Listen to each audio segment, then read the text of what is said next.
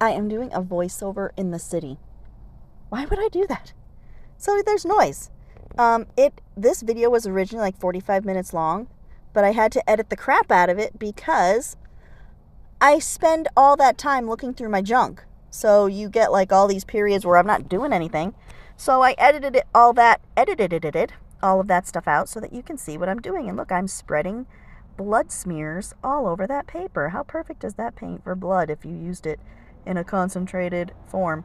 So I edited the crap out of this video last night, and then I edited my introduction out. I just flung paint. Yes, it went across my room. I edited out the part where I said that I had COVID when I made this video. So talking made my nose run and my throat burn. Like that, a cough. And so you missed my awesome COVID voice, and I'm sorry. It's just, I could get the original video and re-edit the whole thing, but it took me like all day in little spurts to get this edited, so you're just going to have to take my word for it. My voice was snotty and COVID-y. So I just threw paint because I didn't want this page to be lonely. I wanted to start with something. I have some of the pages in this glued together as if it was an altered book, but most of the pages I don't. I started gluing them together, a few in the front, a few in the back, a few in the front, but then I stopped doing that and I said, you know what? I'm going to start gluing them together on an as-needed basis, okay?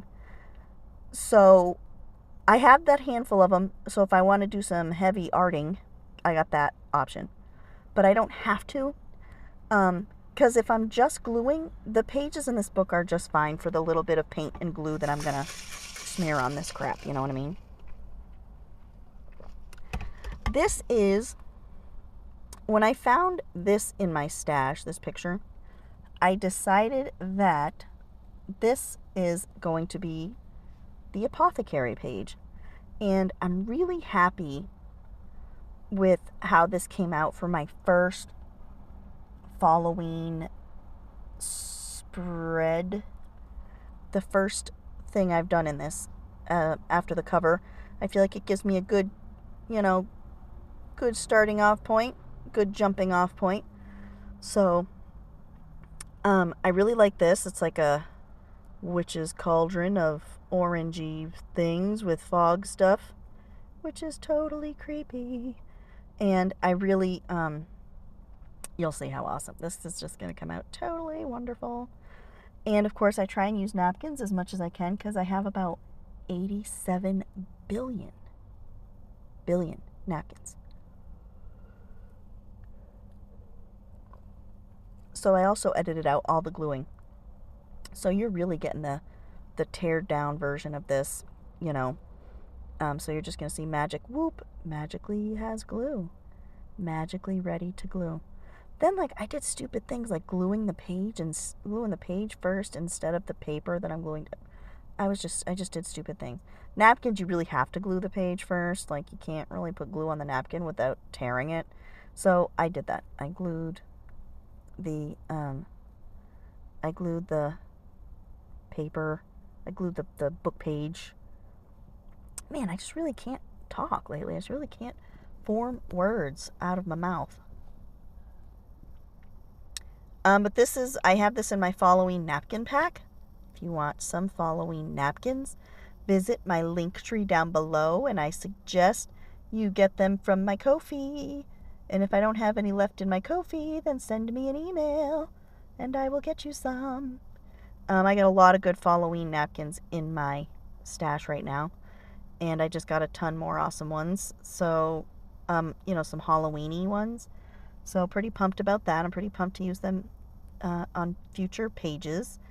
And I mean, it's already the middle of September, and I've only done this one page so far. So we're really gonna have to start going balls to the wall with this thing, because I'm not gonna only do 5 pages this year.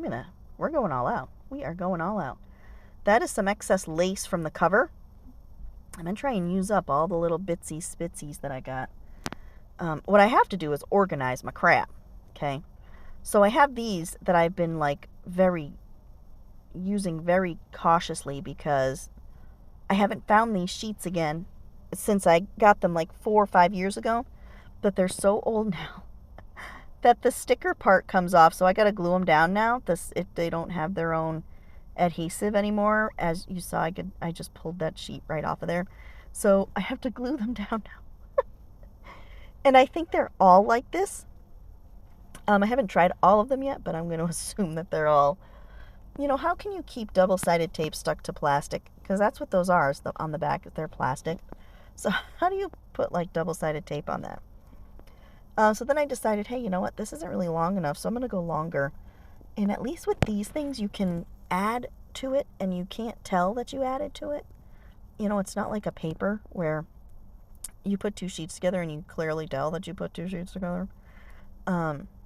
So it works out really well with these little gemmy, jack-o'-lantern-y, beady things. It works well with all of the little jack-o'-lantern-y or gemmy things that I have. So I'm going to put these all on there, and then you're going to be like, whoa, it's like totally meant to be that way. And I had that face, and I'm like, no, I do like that face, though. We're going to find a place for that weird-ass skeleton skull thing from some critter from way back when. This guy is building a concoction of potions. He's pouring it into a glass. The guy looks like Bob Saget. This is Bob Saget. It looks like, at first I was like, oh my god, am I cutting his head off when I edited the video? But no. But he doesn't have any ears, so he definitely looks weird. But hey, we're all about weird, right? We are a weird bunch. We are a weird bunch of people. Then I take that off there, and he's going to go here. So he's going to go here. But don't worry, we will use the jack-o'-lantern-y things at some point in your life. And we're just going to pop his head under there. And then I'm like, you know what? I don't think I want to pop his head underneath things. That guy really looks just like Bob Saget. It's not. Like, I don't remember where I got him from, but it's definitely not Bob Saget. But from, like, up here, sort of looks like Bob Saget. So extra jack-o'-lantern can go down at Bob Saget's side. This is something I got out of one of those sci-fi magazines.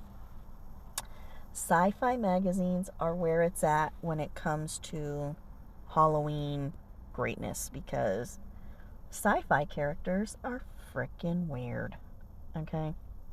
And they are creepy and bizarre and wild. There's some guy that just keeps, like, walking by. Here I am just talking to no one. He probably thinks I'm talking to someone, but he's like, damn, Spitch talks a lot. I do. But I really don't in real life. Just on my videos. And on the telephone. Because that's what the telephone's for. It's for talking. It's for flapping your face.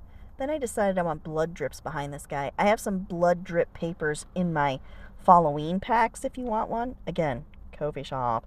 So everything you see here, like all of these fussy cuts and little gemmy dudes and little stickers and stuff, I have all kinds of similar things in my Falloween packs, so you can craft along.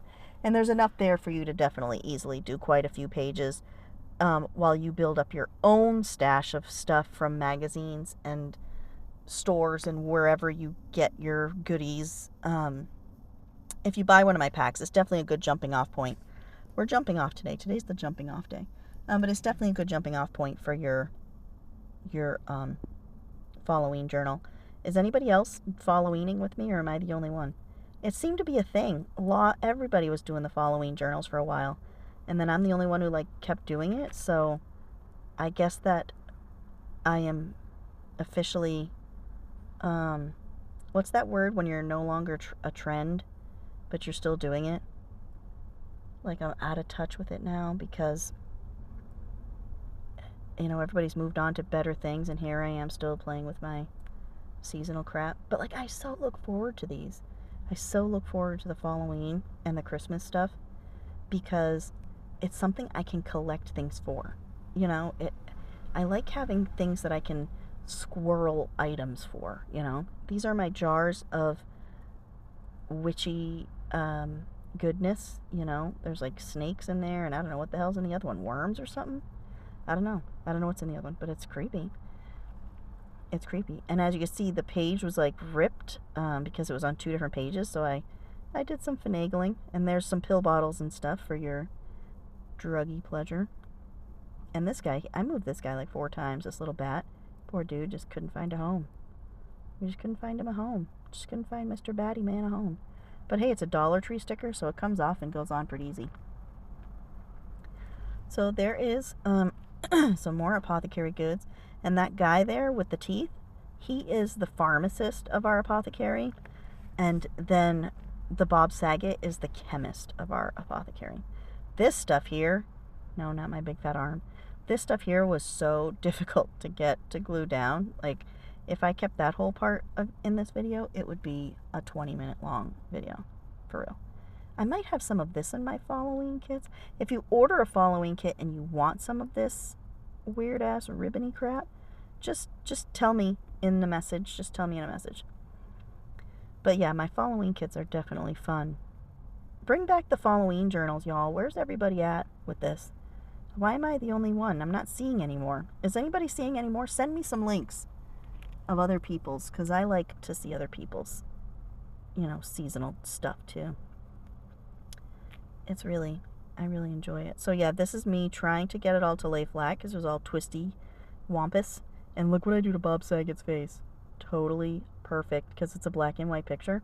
So we totally get this Bob Saget, you know, skull mask, which is just awesome. So yeah, he's our chemist and then our pharmacist there. And then this is the greatness of the page. So stay tuned. There'll be more.